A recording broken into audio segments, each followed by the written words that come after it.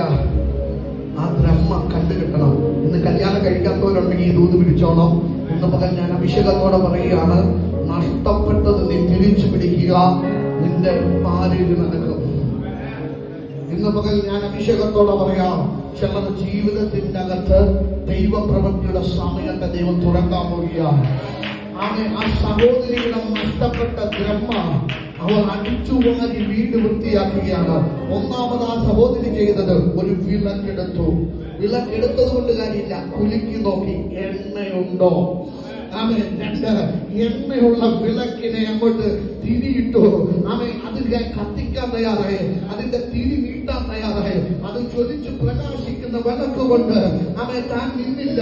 വിളക്ക് എടുത്തു, രണ്ട് ചൂലെടുത്തു. ഹല്ലേലൂയ. ഞാൻ ഇന്ന് പകൽക്കാലം അഭിഷേകത്തോടെ പറയാം, വിളക്ക് പരിശുദ്ധാത്മാവിനെ കാണിക്കുന്നു.